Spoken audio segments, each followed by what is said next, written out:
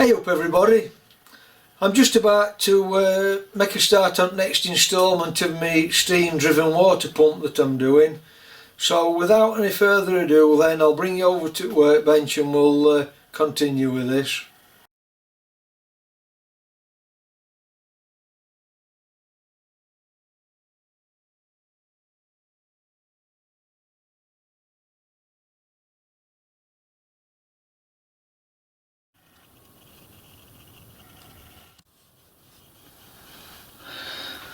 In the last part then I made these two, there's two of these. They're item 14, they're the cover plates that fit onto the side of the valve chest. So I had to make them first so I can get the position of the holes where they bolt on. So now then, before I can do the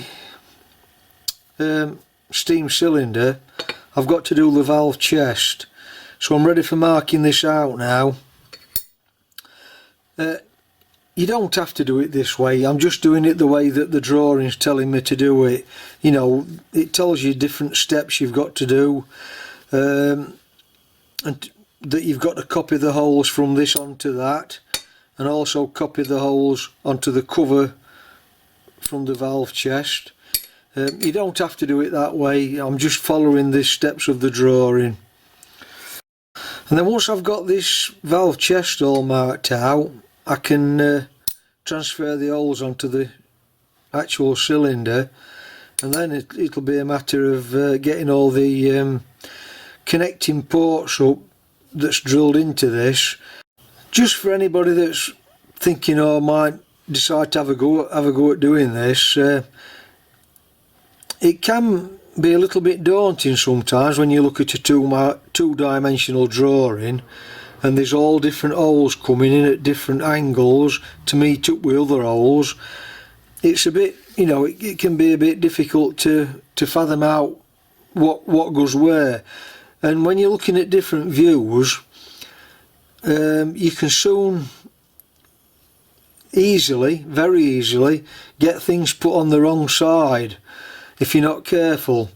So what I do, and I wasn't going to do it in this case, but I've done it to show you really, for anybody that is thinking of doing one of these.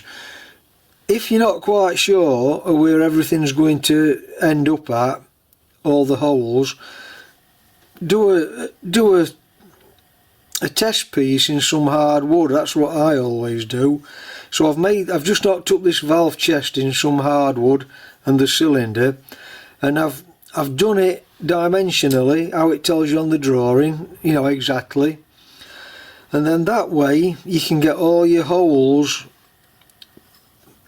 positioned and drilled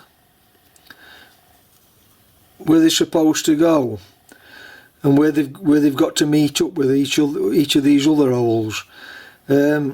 And then that way, if you make a mistake when you're doing it in a bit of wood, it's better than spoiling the actual piece that you're working on, and then you've got something in 3 dimensions to copy to. So we'll have a closer look at this wooden template that I've done a bit later on. First of all, I'm going to get this marked out, this valve chest.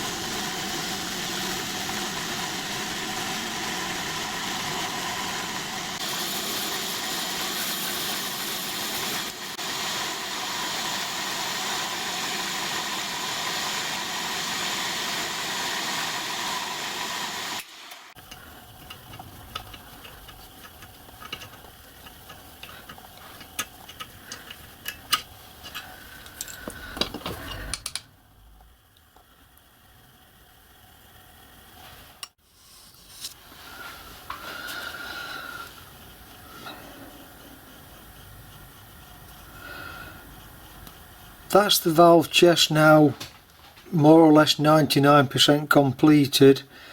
What I've got to do,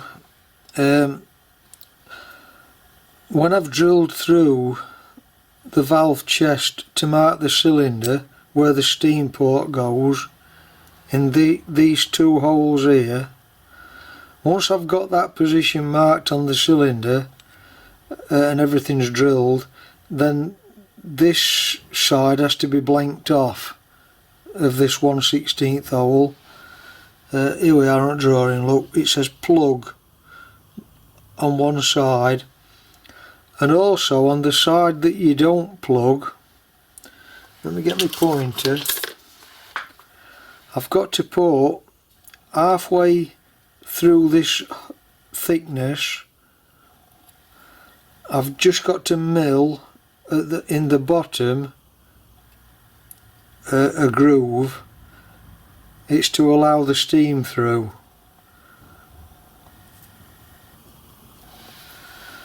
It's this hole here, and this is the other view, and then that's the end view with the cutout there. And that cutout goes halfway along the hole, just on the bottom side that faces the cylinder.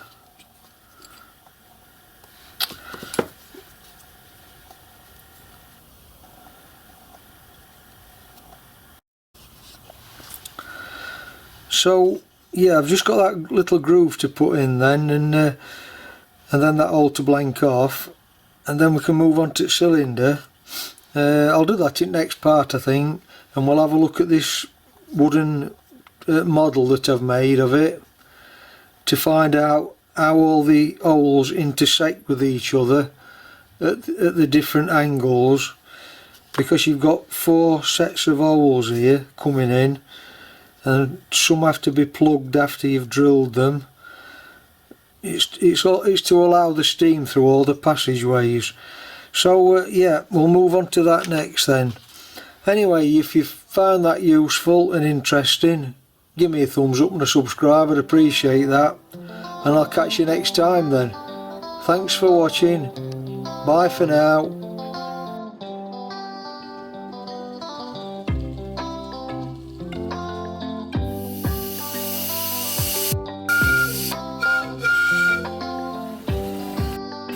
Yeah.